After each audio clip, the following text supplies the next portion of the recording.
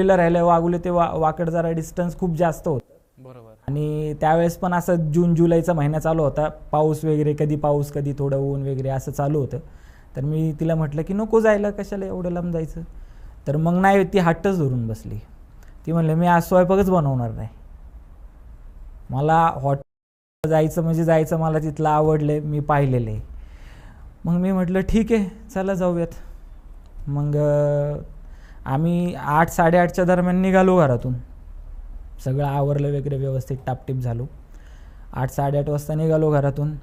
आणि बोलताना वगैरे असं काही चर्चा नाही, फक्त हॉटेलमध्ये असे असं जेवण भेटतं, एवढ्या प्राईजला भेटतं, परत तांबडा रस्सा भेटतो, पांढरा रस्सा भेटतो, ह्याच म्हणजे असं फक्त खाण्यापिण्याचीच आमची चर्चा चालली होती. आणि लास्ट टाईम मी तिला दुर्वांकूरला घेऊन गेलो होतो, इकडे टिळक रोडला, ते पण तिला खूप जास्त आवडलं होतं, ते शाकाहारी होतं. मग आता ह्यावेळेस तिला नॉनव्हेज ट्राय करायचं होतं. आणि मग आम्ही तिकडे गेलो, जेवण वगैरे केलं, असंच गप्पा गोष्टी म्हणजे तिथं पण आमचं खाण्याचीच चर्चा झाली बसल्यानंतर. अरे भारी आहे, मस्त लागतं. आणि तिला मी म्हणजे तिचं टोपण नाव मी छबी म्हणून म्हणतो तिला, म्हटलं छबी खरंच खूप मस्त लागतं, असं तसं बऱ्याच वेळा आमची चर्चा झाली. आणि हॉटेलमध्ये पोचल्यानंतर आम्ही जवळजवळ तिथं 10-10:30च्या दरम्यान आम्ही पोचलो असेल त्या हॉटेलला. आणि ते हॉटेल बऱ्यापैकी मला वाटतं 12 नंतरसुद्धा चालूच राहतं. आणि नंतर ऑर्डर केली 11-11:30 वाजता, म्हणजे अर्धा तास आम्ही अशाच गप्पा मारल्या, थोडंसं स्टार्टर वगैरे मागवलं होतं, स्टार्टर वगैरे खाता खाता गप्पा मारल्या. गप्पा पण असंच खाण्यापिण्याच्याच गप्पा, पुढच्या वेळेस कुठं जायचं, काय करायचं, किंवा कुठं फिरायला जायचं का, असं. कारण नवीन लग्न झालं होतं नुकतंच. तर मग स्टार्टर वगैरेमध्ये गेला आमच्या 11 वाजले त्या ठिकाणी. आणि खाणं माझं एकदम स्लो आहे आणि तिचं पण स्लो आहे. आम्ही एकदम म्हणजे काय म्हणतात त्याला की एकदम त्या खाण्याचा आनंद लुटून जेवतो आम्ही, म्हणजे बाकीच्या गोष्टी आम्ही पूर्णपणे विसरून जातो त्या ठिकाणी. आणि मग खाणं आमचं झालं, त्याच्यात वाजले 11:30 वाजले. 11:30ला मी पार इतकं ते अनलिमिटेड होतं म्हणून मी इतकं खाल्लं ते काही वेळच नाही राहिला. आणि मग मी वॉशरूमला वगैरे गेलो, तिथंच मला 15-20 मिनटं गेले. आणि तिथून आम्ही निघलो डॉट म्हणजे 11:55 ते 12 म्हणजे असं 11:45च्या दरम्यान आम्ही तिथून निघाल्यानंतर मग आणि ॲक्च्युली मी वाकडलं त्यावेळेस पहिल्यांदाच गेलो होतो, या ठिकाणी माझं कधी येणं नव्हतं. आणि माझं येणं जाणं हे फक्त ऑफिस घर आणि ही कुठं म्हणते त्या ठिकाणी म्हणजे जाणं, असंच आमचं होतं. आणि गेलो तर आम्ही दुर्वांकूरला जाणार, फलाहारला जाणार, किंवा असं शिवशक्ती हॉटेल किंवा XYZ जे कोणते असे चांगले फूडीज हॉटेल आहेत ज्या ठिकाणी खूप वर्दळ असती, गर्दी असती, किंवा फेमस आहेत कुठल्या तरी फूडसाठी, त्या ठिकाणी आम्ही जातो नेहमी. आणि गेल्यानंतर मग मला एवढा काही रस्ता माहीत नव्हता.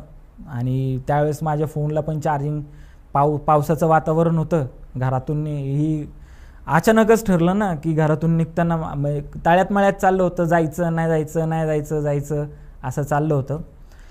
आणि मग त्याच्यानंतर आम्ही मग चार्जिंग पण 1-2% होती फोनला, त्याच्यामुळं गुगल मॅप टाकायचा काही संबंधच आला नाही.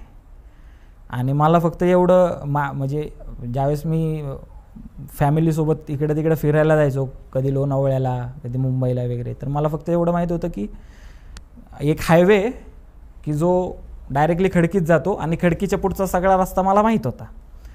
मग मी तो हायवे शोधायचा निर्णय घेतला आणि विचारत म्हटलं की ते निगडीला जो हायवे जातो तो कुठे आहे, असं लोकांना विचारत मी तिथपर्यंत गेलो. तिथं गेल्यानंतर मग असंच गप्पा मारत जेवणाचाच विषय, पूर्ण खाण्यापिण्याचाच विषय, आणि इकडच्या तिकडच्या घरच्या गप्पा की आता घरी जाऊन काय सांगायचं, एवढा उशीर झाला आहे आपल्याला, आपण कोणाला न सांगता आलो आहे. आणि आम्ही सेपरेट राहतो, सेपरेट म्हणजे नवीन लग्न झालं म्हणून आम्ही पहिल्यापासून थोडंसं सेपरेटच राहतो, जॉईंट फॅमिली नाही आहे आमची. तर मग जर आपल्याला आमची आजी असायची आमच्यासोबत, आईची आई, ती वाघोलीलाच राहिली आहे, ती वाघोलीची प्रॉपरच आहेत, वाघोलीलाच राहिली आहे ती. तर मग समजा म्हातारीला काय सांगायचं, आता एवढा उशीर कसं काय झाला, कारण आम्ही घरून येताना खोटं बोलून आलो होतो, कारण आजी थोडंसं बाहेर गेली होती. तिला फोन केला, तिला म्हटलं आजी आम्ही माझ्या मेहुणीला भेटायला चाललो आहे भोसरीला, तर तिथं आम्ही जेवायला त्यांनी बोलावलं आहे, तर तिथं आम्ही चाललो आहे, तर आम्हाला उशीर होईल. पण आम्ही असं काही सांगितलं नव्हतं घरी की आम्ही वाकडला चाललो आहे. तर मग आमचं तेच डिस्कशन चाललं होतं की घरी गेल्यानंतर काय सांगायचं, एवढा उशीर कसं काय झाला काय. आणि खडकीच्या मी थोडंसं पुढं आलो. पुढं आल्यानंतर 2 ब्रिज आहेत, एक नवीन ब्रिज आणि एक जुना ब्रिज आहे. आणि त्यावेळेस मला काही असा अंदाज नव्हता की असा काही प्रकार त्या ठिकाणी आहे म्हणून, किंवा असं काय आपल्यासोबत होण्याची शक्यता आहे, किंवा असं काय आपल्याला पूर्वानुभव किंवा पूर्वाग्रह होऊ शकत नाही या बाबतीत. आणि मग त्या होळकर नंतर कळालं मला की ते होळकर ब्रिज आहे. त्या ब्रिजवरून थोडंसं आम्ही असं थोडं पुढं गेलो. त्यावेळेस दरम्यान मला वाटते 12:30 ते पावणे एक ते 1 असा 15 मिनिटाचा तो स्लॉट होता. त्या दरम्यान आम्ही त्या ब्रिजवर गेलो. ब्रिजवर गेल्यानंतर मी पडलो आणि उठल्यानंतर मला असं ब्रिज पहिलावाला, हां, छोट्यावाल्या ब्रिजवरून गाडी घेतली आणि उठल्यानंतर मला फक्त मी माझ्या असं म्हणजे शर्ट माझा पूर्ण असं लाल वगैरे झाला होता, सगळं रक्ताने भरलं होतं. मी वाईफला विचारलं आपण कुठं आहे. ती म्हणली की मी आपण असं ब्रिजवर आहे आत्ता. म्हटलं काय झालं आपल्यासोबत. म्हणजे मला असं वाटलं की मी जस्ट झोपलोय आणि उठलोय, असं मला माहीतच नाही की मी पडलोय म्हणून. आणि सगळे पेन सेन्सेशन पूर्ण पायापासून ते हितपर्यंत सगळं बंद झालं होतं. म्हणजे पेन होणं बंद झालं होतं, सुन्न झालं, एकदम सुन्न झालं होतं. आणि ती म्हणली आपण पडलो, आपला ॲक्सिडेंट झाला आहे. मग मी म्हटलं ठीक आहे. आणि लोक पण होते, 3-4 लोक जमा होते. पण ॲक्सिडेंट कसा झाला, तुम्ही पडले कसे होते? पडलो म्हणजे मला लक्षात नाही आहे ॲक्च्युली झालं काय. पण माझ्या वाईफने असं मला सांगितलं की एक व्यक्ती समोर आला होता, तो अचानक ब्रेक दाबला. अचानक ब्रेक दाबल्यानंतर गाडी आहे ना, गाडी पुढचं चाक आहे ना, पूर्ण अशी गाडी अशी पूर्ण अशी हे झाली होती. म्हणजे अशी ते बोलतात ना, मागचं चाक पूर्ण उडून असं गाडी अशी डायरेक्ट अशी आडवी झाली होती. ते स्टॉप वगैरे मारतात त्या टाईपमध्ये. हां, डायरेक्ट उलटी स्टॉपिंग मारून डायरेक्ट अशी उलटी झाली होती. आणि माझी वाईफचं वजन जवळजवळ 90-95 ती उडून पडली. बापरे. आणि नंतर मग मला फक्त एवढं लक्षात आहे की रिक्षामध्ये मला बसवलं. त्याच्यानंतर 15 दिवसांनी मला जाग आली. बापरे. माझ्या लक्षातच नाही की मी कोणाला ठोकलोय का, मला कोणी ठोकलंय का, कोणमध्ये आले. आणि ज्यावेळेस मला असे क्वेश्चनिंग केलं जायचं ना, त्यावेळेस मला इथं डोक्याला मार लागला होता कवटीला. तर मला ते पेन व्हायचं, खूप शार्प पेन व्हायचं डोक्याला. तर डॉक्टरांना, जे कोणी माझे न्यूरोलॉजिस्ट होते, ऑर्थोपेडिक सर्जन होते, त्यांना मी बोललो की मला ह्या क्षणाला कोणाला भेटायचं नाही आहे. जे कोणी म्हणजे ॲक्सिडेंट झाला आहे, पोलीस वगैरे इन्क्वायरीला येतील. मला कोणाशी काही कसलीच वार्ता करायची नाही, ना माझ्या घरच्यांशी बोलायचं आहे, ना मला माझ्या फॅमिलीशी बोलायचं आहे. मला याविषयी काही डिस्कसच नाही करायचं. मला पेन होतं आहे, मला आराम करायचा आहे. आणि तसंच मग 1-1.5 महिना त्या हॉस्पिटलमध्येच गेला आमचा. आणि नंतर मला म्हणजे हे थोडंसं क्रॅक वगैरे भरलं. त्यावेळेस पेन व्हायचं कमी झालं. पेन व्हायचं कमी झाल्यानंतर मग मी माझ्या वाईफला विचारलं की नेमकं त्यावेळेस प्रकार घडला काय होता आपल्यासोबत, कारण माझे तर काही लक्षातच नाही आहे म्हटलं की झालं काय नेमकं. तर मग माझ्या वाईफने असं सांगितलं की ज्यावेळेस तू मला बोलला की 15 मिनटं लागतील, आणि गाडी त्या ठिकाणी 30 ते 40च्या स्पीडने, कारण तो ब्रिज छोटा आहे, 30 ते 40च्या स्पीडने गाडी होती. आणि पाऊस पडत होता ते. आणि मला पहिल्यापासून म्हणजे कसं थोडंसं गाडी जरा जपून चालवायची सवय. आणि तो माझा लाईफमधला सगळ्यात पहिला ॲक्सिडेंट आहे. त्याच्या अगोदर जेव्हापासून मला लायसन्स भेटलं ते 4-5 वर्षामध्ये माझं एकही कुठं गाडीला स्क्रॅच नाही, काय नाही, कोणाला मी धडकलो सुद्धा नाही, किंवा कुणी मला येऊन पण धडकलं नाही. आणि मला एक असा ओव्हर कॉन्फिडन्स होता की माझा ॲक्सिडेंट कधीच होऊ शकत नाही. तर मग मी विचारलं तिला त्या उत्सुकतेपोटी की नेमकं झालं काय. तर त्यावेळेस तिने मला असं सांगितलं की ज्यावेळेस तुम्ही मला विचारलं की मी तुम्हाला विचारलं की घरी किती वेळ लागेल जायला, त्यावेळेस तुम्ही मला बोलले की 15-20 मिनटं लागतील. आणि त्याच्यानंतर अचानक एक माणूस मध्ये आला बोलली. तो कुठून आला, कसा आला ते नाही माहिती म्हटली, पण डायरेक्टली असं मला मध्ये दिसला म्हटली. आणि मध्ये दिसल्या म्हणजे गाडीच्या असं मध्ये समोर येऊन थांबला होता बोलली. तर तुम्ही काय केलं, ब्रेक दाबला.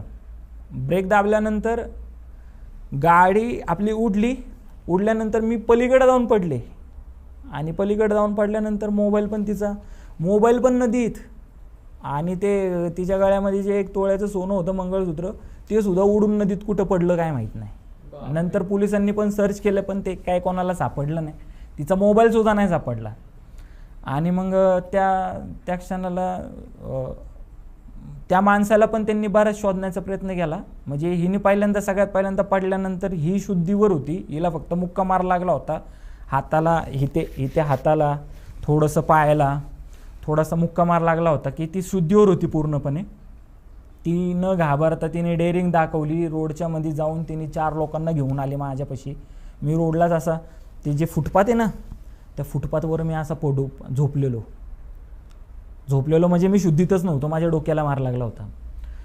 आणि मग आणि विशेष म्हणजे की लोक आली. आता लोक चौकशी करणार ना की नेमकं ठोकला कोणाला हा. आणि गाडीचा तर भुगा झाला होता पूर्ण समोरून. मग गाडी जर समोरून पूर्ण फुटली आहे म्हणजे पूर्ण माझी शाईन गाडी आता जी मी नाही का खाली घेऊन आलो ती शाईन त्याला 20-22 हजार रुपये खर्च करून मी नीट करून घेतली. कारण ती माझे वडील वापरायचे कामाच्या टायमाला. ती एक वडिलांची आठवण की बाबा माझ्या वडिलांची ही गाडी ही मी आयुष्यभर कधी कोणाला विकणार नाही आणि काही जरी झालं तरी ही गाडी मी नीट करून वापरणार. तर मग ती गाडी पूर्ण पुढून फुटली. पूर्ण म्हणजे जी चासी असते ना गाडीची ती चासी सुद्धा बेंड झाली होती. बापरे. जर आम्हाला कोणी धडकलाच नाही तर बेंड इतकं कसं काय झालं. इतका फोर्स कसं काय आला. इतका फोर्स कसं काय झाला. आणि जर तो माणूस होता त्या ठिकाणी तर तो माणूस समजा अचानक जर एखादा व्यक्ती जर समोर थांबलाय आपण गाडीचा ब्रेक मारलाय. गाडीचा ब्रेक मारल्यानंतर ज्यावेळेस आपण पडतोय तर त्या पडण्यामध्ये तो पण आमच्या सोबत पाहिजे ना. बरोबर. तो पळून तर जाणार नाही त्या ब्रिजवरून कुठे. म्हणजे पडताना ॲटलिस्ट त्याला गाडीचं थोडं अशी गाडी उडाल्यानंतर त्याच्या अंगावर पडली पाहिजे गाडी.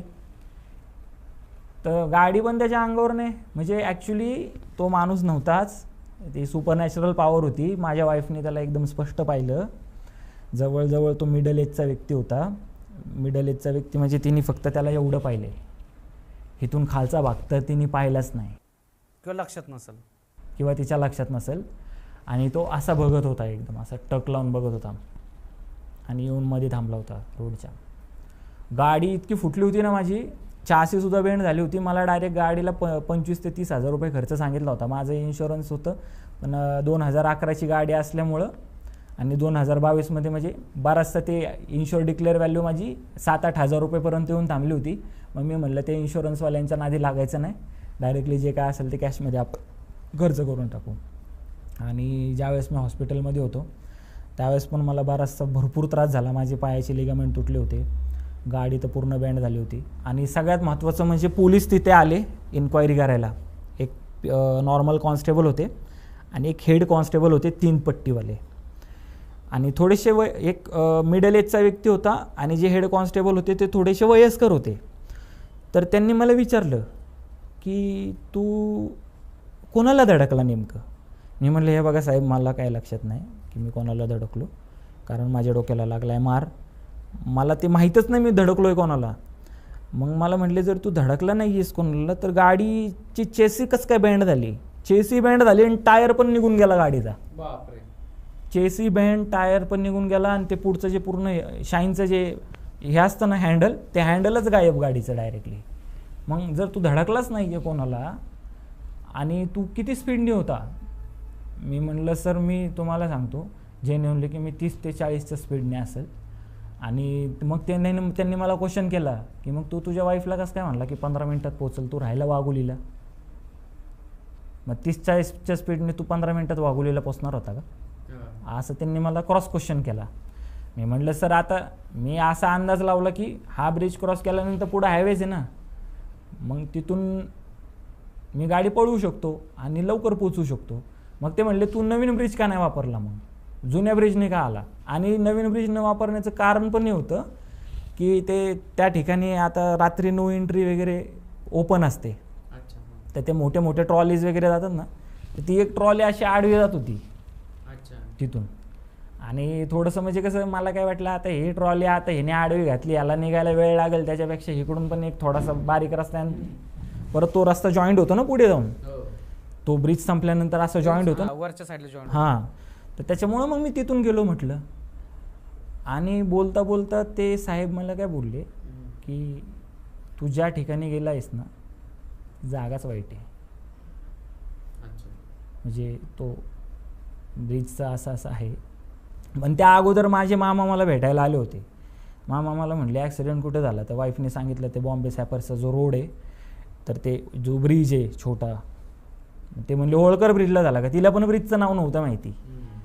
इवन आम्ही दोघं पुण्यातले असून आम्हाला अजून माहीत नाही की ते होळकर ब्रिज काय आहे म्हणून.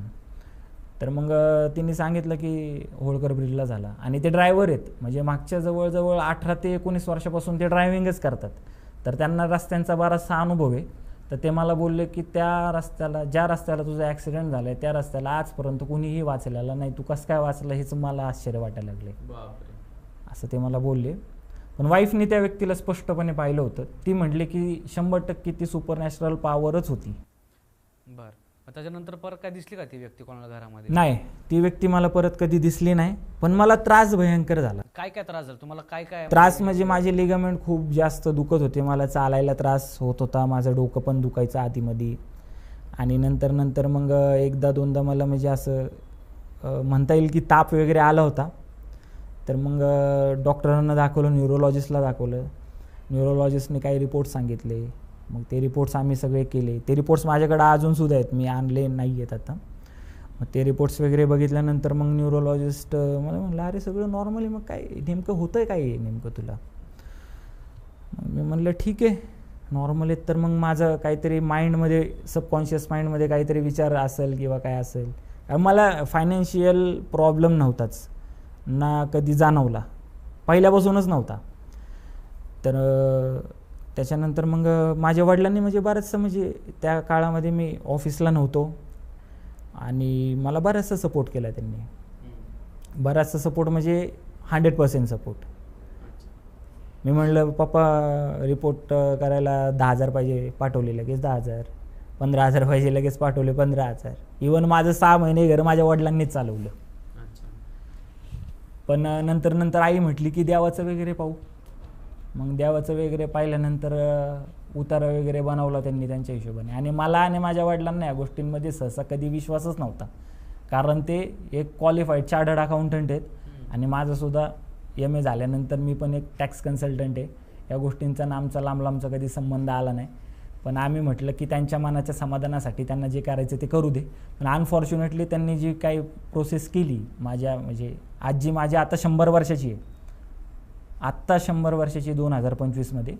तर त्यावेळेस तिचं 97-98 वय असेल, 96-97 वय असेल. तर तिने तिच्या हिशोबाने आणि आईनी दोघांनी मिळून काहीतरी केलं आणि ते उतारा वगैरे नेऊन टाकला. त्याच्यानंतर माझा त्रास कमी झाला. अच्छा, हा होता माझा पहिला किस्सा.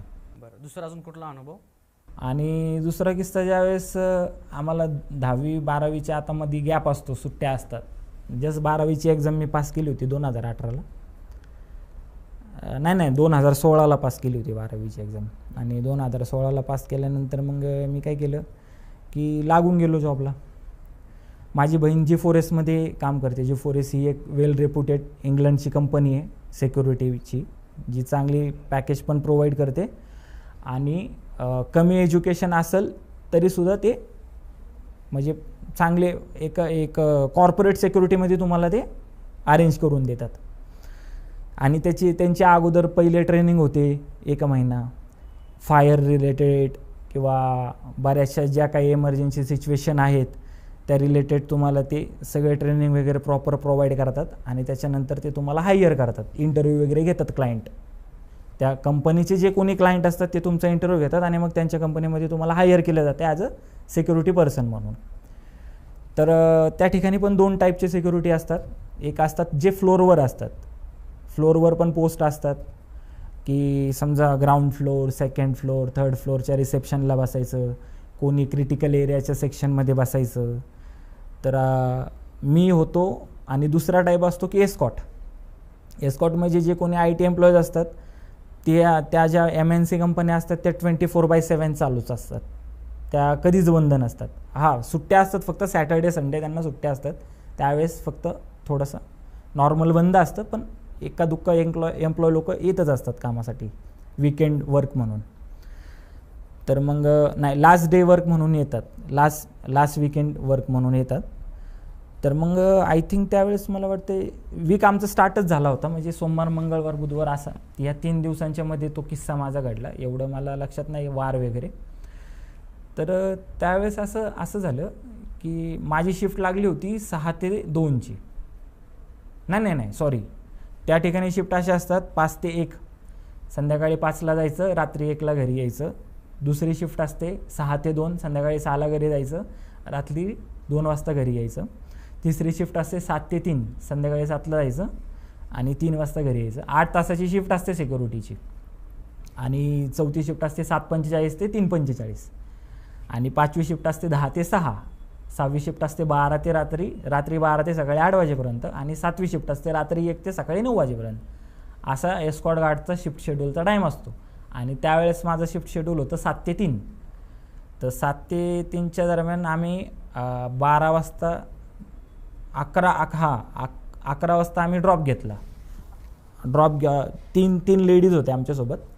पहिल्या लेडीजला आम्ही ते कल्याणनगरच्या अलीकडे जे टिंगरे नगर आहे ना त्या ठिकाणी सोडलं पहिल्या लेडीजला. आणि दुसऱ्या लेडीजला विश्रांतवाडीला सोडलं. आणि तिसऱ्या लेडीजचा जो ड्रॉप होता तो आळंदी गावच्या पुढे एक गाव आहे कुठलं तरी, आळंदीपासून अजून 2-3 किलोमीटर पुढे त्या ठिकाणी होतं. त्या गावाचं नाव माझ्या लक्षात नाही आहे आता. तर मग त्या लेडीजला आम्ही सोडलं.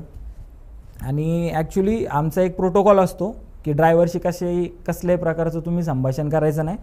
आणि ड्रायव्हरला आपण जे काही संध्याकाळी गाडी चालवण्याचे जे नियम सांगितलेले आहेत की ड्रायव्हरनी प्रॉपर सीट बेल्ट वापरला पाहिजे, ड्रायव्हरनी कुठल्या लेडीज एम्प्लॉईकडं वाईट नजरेने पाहिलं नाही पाहिजे, किंवा ड्रायव्हरनी तंबाखू किंवा विमल गुटखा अशा प्रकारचं व्यसन गाडी चालवताना नाही केलं पाहिजे, किंवा ड्रायव्हरच्या गाडीमध्ये स्टेपनी वगैरे प्रॉपर असली पाहिजे, फायर एक्सटिंग्विशर प्रॉपर वगैरे असलं पाहिजे. आणि मग त्याच्यानंतर मग किंवा ड्रायव्हर असा जे फ्रंट मिरर आहे त्याच्यातून कुठल्या पोरीला बघतोय का, ह्या बारीक सारीक गोष्टींवर सुद्धा आम्हाला लक्ष ठेवावं लागतं. ड्रायव्हरच्या बाटलीचं पाणी आपण नाही ड्रायव्हर जे बाटलीत पाणी पितो त्या बाटलीतून आपण पाणी अजिबात प्यायचं नाही. किंवा ड्रायव्हर आपल्याला काय खायला देतो की सर हे खा तुम्ही, त्याच्या हातचं काहीच खायचं नाही. कारण ह्या सगळ्या गोष्टी सिक्युरिटीसाठी खूप मस्ट आणि खूप इम्पॉर्टंट असतात. कारण जे IT एम्प्लॉईज असतात त्यांची पूर्ण जबाबदारी त्यांना घरापर्यंत सोडेपर्यंत ही कंपनीची असते. तर मग त्या ठिकाणी असं झालं की आम्ही सगळे ड्रायव्हरशी फक्त कन्व्हर्सेशन ह्याच बाबतीत की गाडी 60च्या पुढं गेली की आपण ड्रायव्हरला टोकू शकतो की गाडी 60च्या पुढं जाऊ द्यायची नाही. आणि जर गेली तर आम्ही आमचे जो कोणी त्यांचा आमचे जो कोणी सुपरवायझर असतं सिक्युरिटीचे त्यांना कॉल करायचा, ते त्यांच्या ॲडमिनला संपर्क करतात आणि त्या ड्रायव्हरला फाईन मारतात. तर हा असा प्रकार असतो. तर त्यांच्याशी आमचं म्हणजे 36चा आकडा असतो ड्रायव्हरचा आणि त्या सिक्युरिटीचा. तर जास्त बोलणं वगैरे काहीच नसतं आणि मैत्रीचा तर संबंधच येत नाही. आणि एखाद्याची जर मैत्री झाली तर तो मग त्या सिस्टीममधून बाहेर फेकला जातो ॲटोमॅटिकली. कारण कोण ना कोणतरी त्याची चुगली करणार तिथं कंपनीमध्ये, मेल टाकणार की सिक्युरिटीचं आणि ड्रायव्हरचं जरा कन्व्हर्सेशन जास्त आहे, आम्हाला जरा थोडंसं इन्सिक्युअर फील होतं आहे म्हणून. लेडीजला होतंच असं. तर मग ड्रायव्हरशी काय आपला संपर्क नव्हता. फक्त जे काय आम्हाला नॉर्म्स किंवा जे काय आम्हाला टर्म्स अँड कंडिशन घालून दिलेले आहेत की तुमच्या ड्युटीच्या दरम्यान तुम्हाला त्याच्याकडं कुठल्या गोष्टीसाठी लक्ष द्यायचं आहे तेवढंच तुम्ही बघायचं, बाकी तुम्हाला काय देणं घेणं नाही. आणि कंपनीची जी काही ड्रॉपशीट असते त्या ड्रॉपशीटमध्ये प्रॉपर माहिती भरून घ्यायची की कुठल्या लेडीजला किती वाजता सोडले, आणि सोडल्यानंतर सुद्धा त्यांच्या नंबरला OTP येतो, तो OTP वगैरे सांगायचं. हे सगळं आम्ही प्रॉपर झालं, ड्रॉप वगैरे सुटला, सगळं झालं. तर माझं थोडंसं असं म्हणजे आता आरशात तो बघतोय का नाही तर ते त्याच्यावरती तो थोडासा म्हणजे मुस्लिम समाजाचा व्यक्ती होता तो. हे मला ह्याच्यामुळे जाणवलं की त्याच्या गाडीला 786 नंबर असा लटकवला होता, त्यांच्यामध्ये तो लकी नंबर समजला जातो. आणि त्यांच्या देवाचं काहीतरी असतं, त्यांनी पुढं असं काहीतरी ठेवलं होतं, मक्का मदिनाचा फोटो पण वगैरे ठेवला होता. तर तेवढंच. आणि आम्ही आळंदी क्रॉस केलं, देवाची आळंदी क्रॉस केली. आणि क्रॉस केलं म्हणजे थोडंसं पुढं BRTला लागलो. तर त्यावेळेस वाजले असतील किती 1 ते 1:15चा स्लॉट असेल तो. रात्री 1 ते 1:15 म्हणजे 1:15 पर्यंतचा तो स्लॉट असेल. 1 ते 1:15 पर्यंतचा तो स्लॉट होता तो. कारण मला टायमिंगकडं प्रॉपर लक्ष द्यावं लागायचं, कारण आम्हाला फक्त एकच ड्रॉप नसायचा.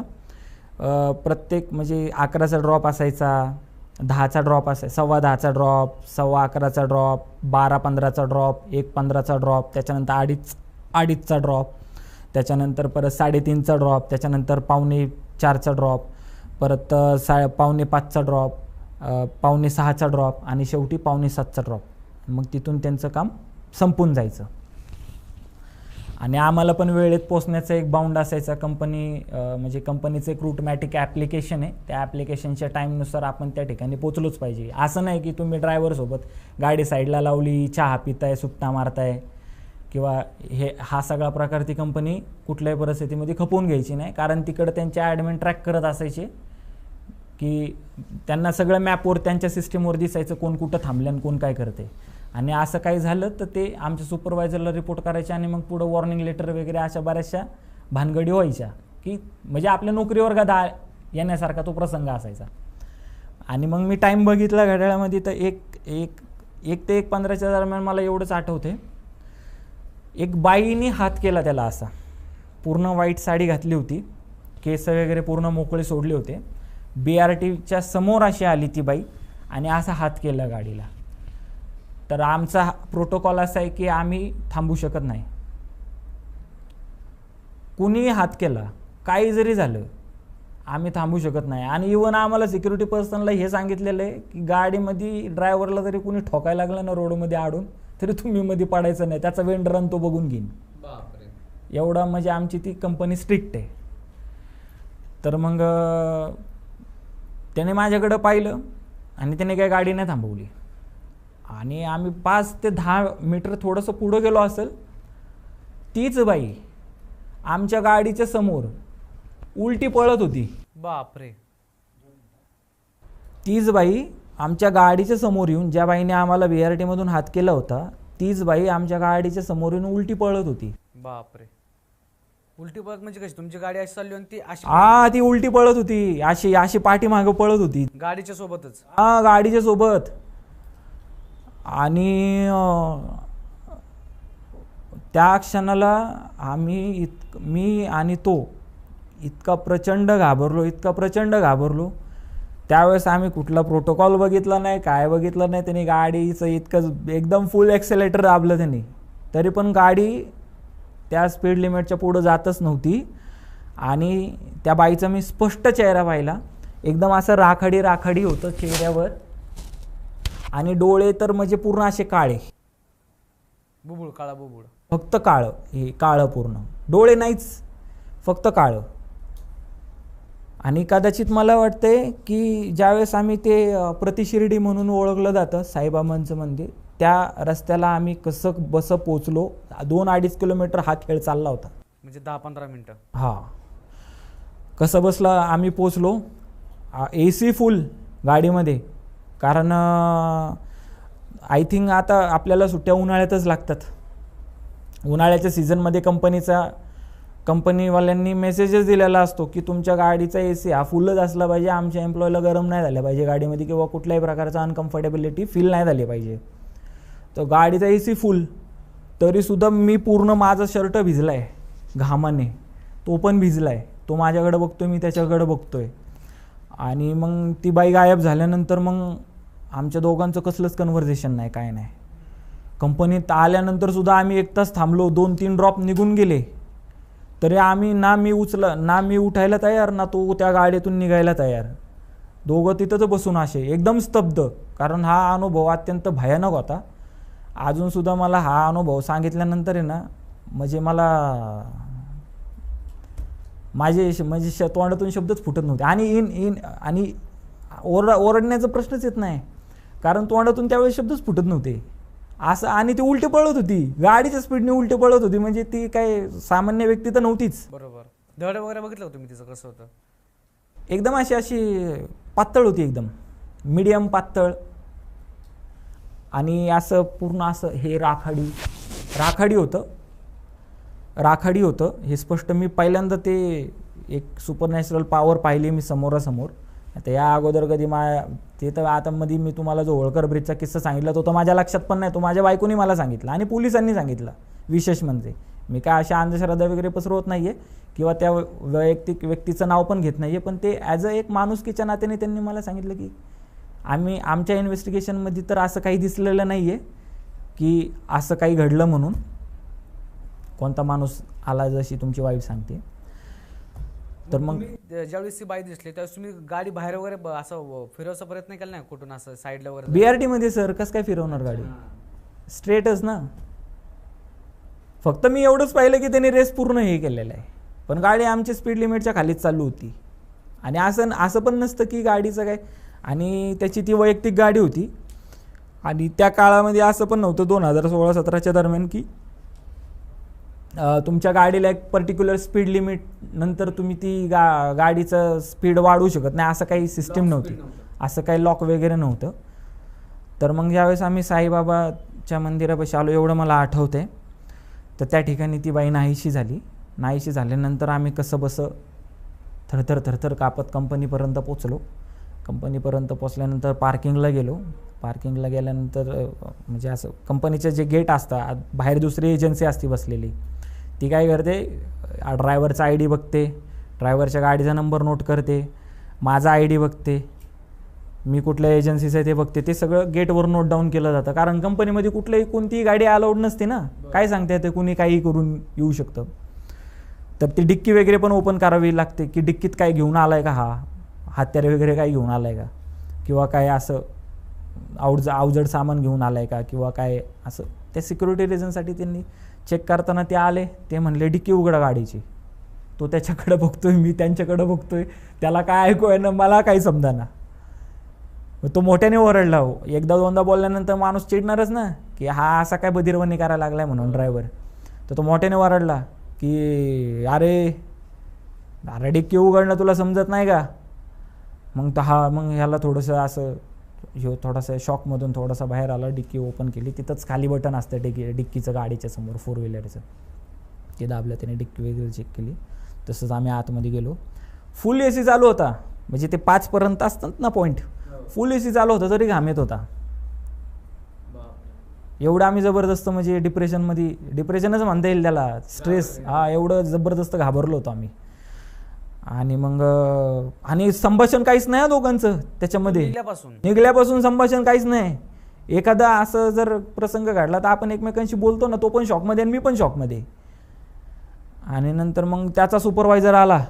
मी म्हटलं ना तुम्हाला 2 ड्रॉप असेच गेले म्हणून. 2 ड्रॉप म्हणजे 2 तास आम्ही त्या एक जवळजवळ 1 तास, अर्धा पाऊण तासाचा गॅप असतो.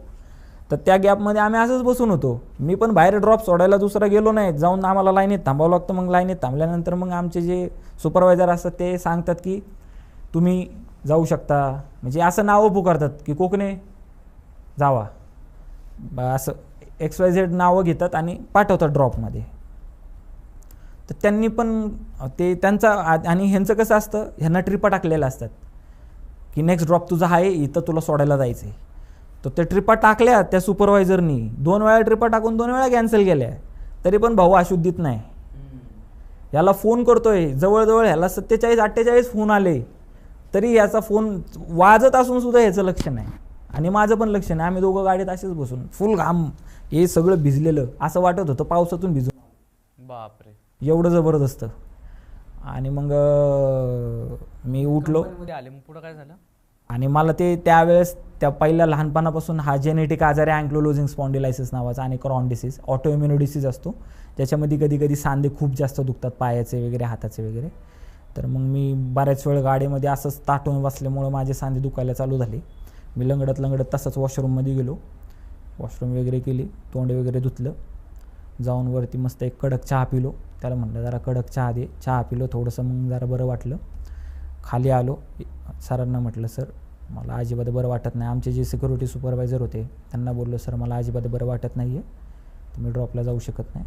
तर ॲज अ सिक्युरिटी रिझन एखाद्या सिक पर्सनला ते ड्रॉपला पाठवत नाहीत, किंवा त्याला कुठलं काम सांगत नाही. त्याला म्हणतात की बाबा ठीक आहे चल तू सिक आहेस तर बस, आणि तुझा टाईम झाला की निघून जा, आणि वाटलंच तर दुसऱ्या दिवशी सांग, बरं वाटलं तर ये, नाही वाटलं तर सुट्टी मार, असं ते बोलतात.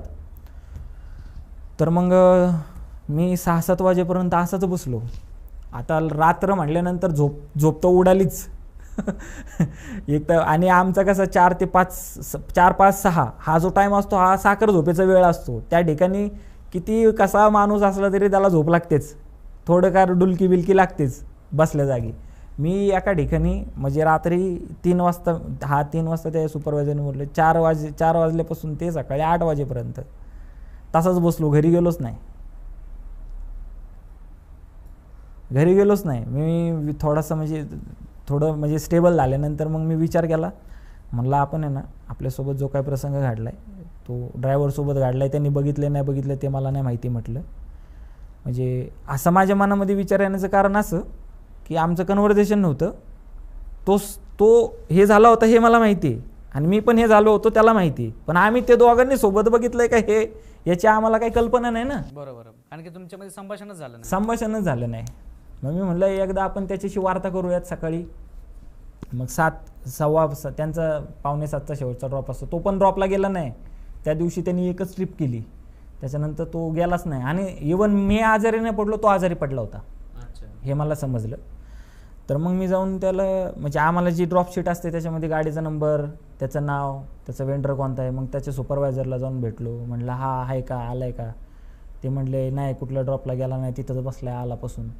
मग मी त्याला जाऊन भेटलो, बोललो त्याला. मग जरा वरती कॅन्टीनला नेलं, परत एकदा आम्ही चहा पिलो, तोंडबिंड धुतला, वॉशरूमला गेलो, फ्रेश झालो, थोडंसं मी त्याच्याशी कम्फर्टेबल झालो. आणि कम्फर्टेबल झाल्यानंतर मग मी तो टॉपिक काढला. म्हणलं तुला रात्री काही दिसलं का रे? मग त्यांनी पण ते मला सेम सांगितलं. मला म्हटलं तुम्ही मला वेड्यात बिड्यात काढता का काय? तुम्ही पण पाहिलं आणि मी पण पाहिलं म्हटलं. मी म्हटलं ठीक आहे. म्हटलं तुम्ही ड्रायव्हर लाईनमध्ये, मला तर काही त्या रस्त्याचं एवढं माहीत नाही. म्हटलं तुम्ही थोडीशी माहिती काढा आणि मला सांगा. म्हटलं मी तर आता 100% माहिती काढणार भाऊ. म्हटलं माझ्या पायाखालची जमीन सरकली आणि मी तिकडचा ड्रॉप घेतच नसतो, भले या कंपनीने माझी गाडी का आउट करा ना. मग अर्धा एक तासानंतर मग 1-2 दिवसानंतर मी त्याला कॉन्टॅक्ट केला. मला असं समजलं की त्याला ताप वगैरे आला होता, त्यांनी दवाखान्यात पण गेला होता, पण काही एवढा जास्त फरक पडला नाही. आणि त्यांच्या घरात कोणीतरी पाहणारं होतं, ते पाहून त्यांनी उतारा पण टाकला होता. आणि नंतर त्यांनी पण माहिती काढली की तो ॲक्सिडेंट स्पॉट होता. आणि कदाचित मला वाटतं साईनमुळं आम्ही वाचलो कदाचित. नाही तर ॲक्सिडेंट होता आमचा 100% ॲक्सिडेंट. नाही ती बाई कोण होती हे नाही समजलं, फक्त एवढं त्याला कळलं की तो ॲक्सिडेंट स्पॉट होता, तिथं अननॅचरल डेथ झालेली आहे आणि बऱ्याच लोकांची झालेली. अच्छा, त्याच्यानंतर तुम्हाला काही त्रास नाही झाला? त्याच्यानंतर मला नाही त्रास झाला. मला सगळ्यात भयंकर त्रास त्या होळकर ब्रिजचाच झालेला आहे. जवळजवळ 8 महिने मी घरीच बसून होतो, काहीच काम नाही. सगळीकडे रिझाईन सगळं देऊन टाकलं होतं मी. मला काय म्हणजे असं फायनान्शियल सपोर्ट होता त्याच्यामुळं काय वाटलं नाही मला.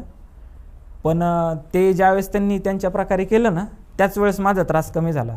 नाहीतर मी लिटरली मला ते इतकं जबरदस्त पेन होत होतं की माझे जे टीचर आहेत, माझे जे गुरु आहेत, ज्यांना मी गुरु मानतो, जे माझे LICचे DO आहेत आणि ते सिनियर बिझनेस असोसिएट आहेत, त्यांना पण मी सांगितलं.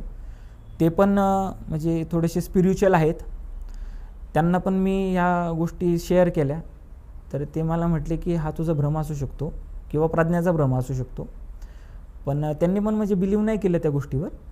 पण माझं 4-5 दिवसाला फॉलोअप चालू असायचं. ऑर्थोपेडिक न्यूरोलॉजिस्ट ते म्हणायचे अरे तू ॲटलिस्ट म्हणजे आम्ही जे 15 दिवसाचे गोळ्या देतो ते तरी खा, नंतर ये ना. म्हणजे मी म्हणायचो कसं काय नंतर येऊ?